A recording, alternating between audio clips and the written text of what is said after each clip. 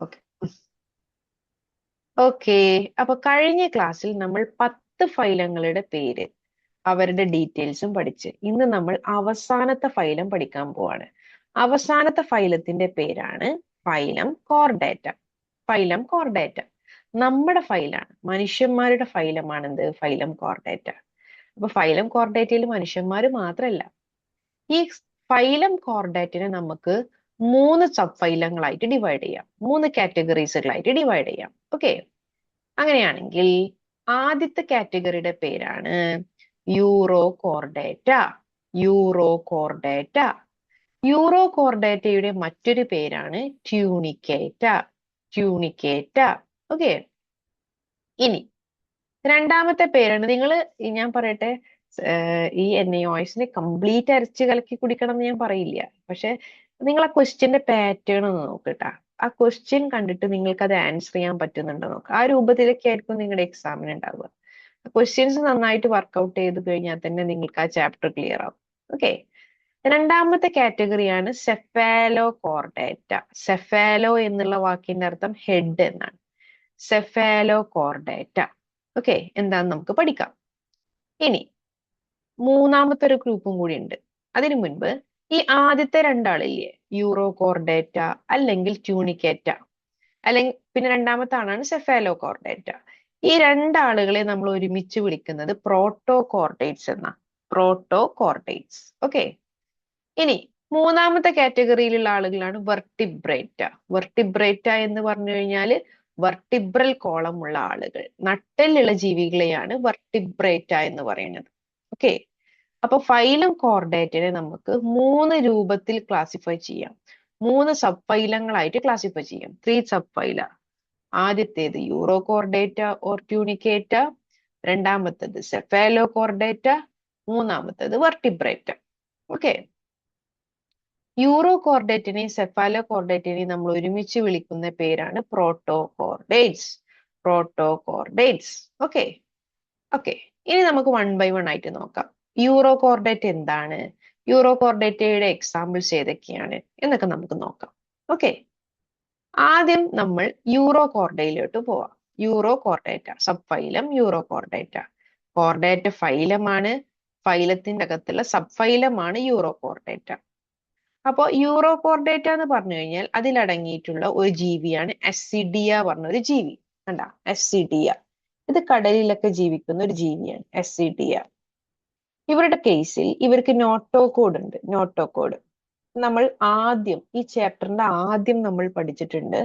Notochord എന്നുള്ളത് നട്ടെല്ലിന്റെ പഴയ രൂപമാണ്. എന്ന് വെച്ച് കഴിഞ്ഞാൽ ഒരു കുഞ്ഞമ്മയുടെ ഗർഭപാത്രത്തിൽ ഇരിക്കുന്ന സമയത്ത് അവർക്ക് 1 മാസം 2 മാസമൊക്കെ ആവുമ്പോൾ അവരുടെ ശരീരത്തിൽ രൂപപ്പെടുന്ന ഒരു രൂപമാണ് നോട്ടോകോഡ്. ഈ നോട്ടോകോഡാണ് പിന്നീട് നട്ടെല്ലായിട്ട് മാറുന്നത്.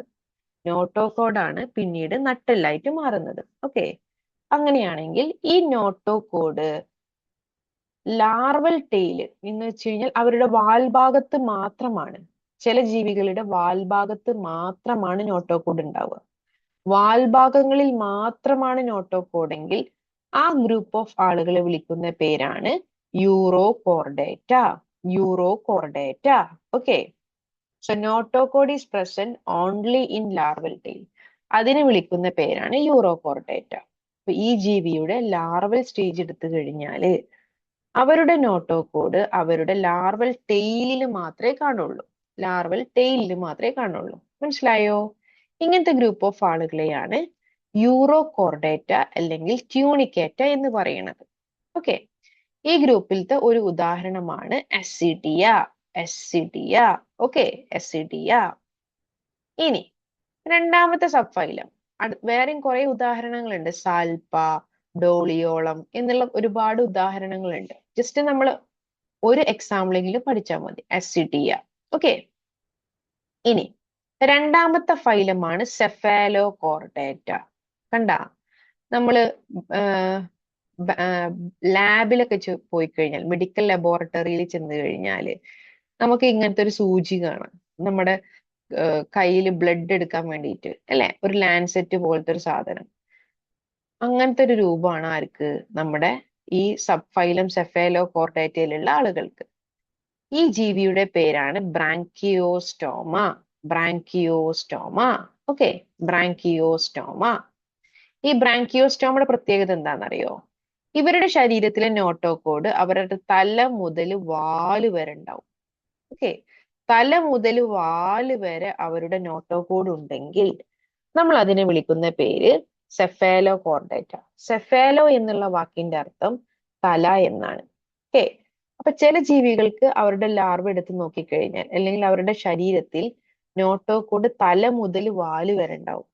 നോട്ടോകോഡ് എന്താന്ന് നിങ്ങൾക്ക് മനസ്സിലായില്ലേ? നോട്ടോകോഡ് എന്ന് പറഞ്ഞു കഴിഞ്ഞാൽ നട്ടെല്ലിന്റെ മുൻപത്തെ രൂപത്തിനെയാണ് നോട്ടോകോഡ് എന്ന് പറയുന്നത്. ഓക്കെ, ഈ നോട്ടോകോഡ് തല മുതൽ വാല് വരെ നീണ്ടു നിവർന്ന് കിടക്കുകയാണെങ്കിൽ നമ്മൾ അതിനെ സെഫാലോ കോർഡേറ്റ എന്നാ പറയുക. Cephalo Chordata. ഇപ്പൊ നേരത്തെ പറഞ്ഞ യൂറോ കോർഡേറ്റയിൽ എന്തായിരുന്നു? വാൽഭാഗത്ത് മാത്രമേ നോട്ടോകോഡ് ഉണ്ടായിരുന്നുള്ളൂ. തല മുതൽ വാല് വരെയാണെങ്കിൽ നമ്മൾ അതിനെ എന്താ വിളിക്കുക? Cephalo Chordata. ഈ സെഫാലോ കോർഡേറ്റ വിഭാഗത്തിൽപ്പെട്ട ഒരു ജീവിയാണ് നമ്മുടെ ബ്രാങ്കിയോസ്റ്റോമ. ബ്രാങ്കിയോസ്റ്റോമനെ കാണാൻ ഒരു നീഡില് പോലെ ഉണ്ട് ഇല്ലേ? കണ്ട, ഒരു നീഡില് പോലെ ഉണ്ട്. അത് കാരണം കൊണ്ട് നമുക്കതിനെ ആംഫിയോക്സസ് അല്ലെങ്കിൽ ലാൻസ്ലെറ്റ് എന്ന് പറയും. ലാൻസ്ലെറ്റ് എന്ന് പറഞ്ഞു കഴിഞ്ഞാൽ ഇപ്പൊ നമ്മുടെ ഷുഗർ ഒക്കെ ടെസ്റ്റ് ചെയ്യുന്ന സമയത്ത് നമുക്കൊരു ചെറിയൊരു സൂചി ഉണ്ടാവൂലേ? അതിനെയാണ് ലാൻസ്ലെറ്റ് എന്ന് പറയുക. ആ ലാൻസ്ലെറ്റ് എന്നുള്ള സൂചിയുടെ ഒരു ഷേപ്പാണ് ഇത് അല്ലേ? അത് കാരണം കൊണ്ടാണ് നമ്മൾ ഇതിനെ ലാൻസ്ലെറ്റ് എന്നും പറയുന്നത്. മനസ്സിലായോ? അപ്പൊ സെഫാലോ കോർഡേറ്റ എന്ന് വെച്ച് കഴിഞ്ഞാൽ തല മുതൽ വാല് വരെ നോട്ടോകോഡ് ഉണ്ടെങ്കിൽ നമ്മൾ അതിനെന്ത് വിളിക്കും? സെഫാലോ കോർഡേറ്റ എന്ന് വിളിക്കും. സെഫാലോ കോർഡേറ്റ വിഭാഗത്തിൽപ്പെട്ട ഒരു ജീവിയുടെ പേരാണ് ബ്രാങ്കിയോസ്റ്റോമ. ബ്രാങ്കിയോസ്റ്റോമ. മനസ്സിലായോ? ഇനി മനസ്സിലായി? Okay, good. ഇനി നമ്മൾ അടുത്തത് മൂന്നാമത്തെ സബ് ഫൈലം. ഇതിനെയാണ് വെർട്ടിബ്രേറ്റ എന്ന് പറയുന്നത്. നിങ്ങൾ മനസ്സിലാക്കുക, ഈ നോട്ടോകോഡ് ഉള്ള എല്ലാ ജീവികൾക്കും നട്ടെല്ലുണ്ടാവണം എന്നില്ല. നോട്ടോകോഡാണ് പിന്നീട് ആ കുഞ്ഞ് വളരുന്ന സമയത്ത് നട്ടെല്ലായിട്ട് മാറുന്നത്. ഓക്കെ, അപ്പൊ ഒരു കുഞ്ഞ് അമ്മയുടെ ഗർഭത്തിൽ ഇരിക്കുന്ന സമയത്ത് ആ കുഞ്ഞിന് ആദ്യം ഉണ്ടാകുന്ന സ്ട്രക്ചർ നോട്ടോകോഡാണ്. ഈ നോട്ടോകോഡ് ഈ കുഞ്ഞ് വളരുന്നതിനനുസരിച്ച് അത് നട്ടെല്ലായിട്ട് മാറും. അങ്ങനെ എല്ലാ നോട്ടോകോഡുകളും എല്ലാ ജീവികളുടെയും നോട്ടോകോഡ് നട്ടെല്ലായിട്ട് മാറണമെന്നില്ല. ഓക്കെ, സബ് ഫൈലം വെർട്ടിബ്രേറ്റയില് ഈ നോട്ടോകോഡ് എന്തായിട്ട് മാറും? വെർട്ടിബ്രൽ കോളമായിട്ട് മാറും. നട്ടെല്ലുള്ള ജീവികളെയാണ് നമ്മൾ വെർട്ടിബ്രേറ്റ എന്ന് പറയുന്നത്. ഓക്കെ, ഇവര് ഫോർ എക്സാമ്പിൾ നമ്മൾ മനുഷ്യരൊക്കെ ഏതിൽ വരും? വെർട്ടിബ്രേറ്റയിൽ വരും അല്ലെ? നമുക്ക് വെൻട്രൽ മസ്കുലാർ ഹാർട്ടാണ്. വെൻട്രൽ മസ്കുലാർ ഹാർട്ട് എന്ന് പറഞ്ഞു കഴിഞ്ഞാല് നമ്മുടെ ശരീരത്തിന്റെ അകത്താണ് എന്തുള്ളത്? ഹൃദയമുള്ളത്. ചില ജീവികൾക്ക് ഹൃദയം 2 ചാമ്പറാണ്, 2 അറകളാണ്. ചില ജീവികൾക്ക് ഹൃദയം 3 അറകളാണ്.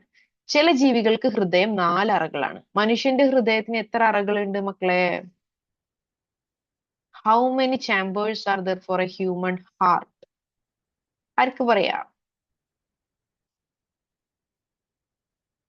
ഹലോ, ആർക്ക് പറയാം? 4 അറകൾ. 4 അറകൾ. Very good, very good. Okay, മനുഷ്യന്റെ ഹൃദയത്തിന് 4 അറകളാണുള്ളത്. 4 ചാമ്പേഴ്സ് ആണുള്ളത്. അപ്പൊ വെർട്ടിബ്രേറ്റ എന്ന് പറഞ്ഞു കഴിഞ്ഞാൽ നട്ടെല്ലുള്ള ജീവികളാ. അതിൽ മനുഷ്യർ മാത്രമല്ല, ഒരുപാട് മൃഗങ്ങളുണ്ട്. നമുക്ക് പഠിക്കാം ആർക്കൊക്കെയാണ് നട്ടെല്ലുള്ളത്. നട്ടെല്ലുള്ള കാറ്റഗറീസിനെയാണ് നമ്മൾ വെർട്ടിബ്രേറ്റ എന്ന് പറയുന്നത്. ഓക്കെ, ഈ വെർട്ടിബ്രേറ്റയുടെ മെയിൻ പ്രത്യേകത എന്താണെന്നറിയോ? ഈ വെർട്ടിബ്രേറ്റുകൾക്ക് കിഡ്നികളുണ്ട്. ഇപ്പൊ മനുഷ്യന്മാർക്ക് കിഡ്നി ഉണ്ട്, പക്ഷികൾക്ക് കിഡ്നി ഉണ്ട്, അതേപോലെ തവളകൾക്ക് കിഡ്നി ഉണ്ട്. ഇവരൊക്കെ വെർട്ടിബ്രേറ്റ് ചെയ്യാം. ഓക്കെ, ഇവരുടെ കിഡ്നിയാണ് ഇവരുടെ ശരീരത്തിലെ എക്സ്ക്രീഷൻ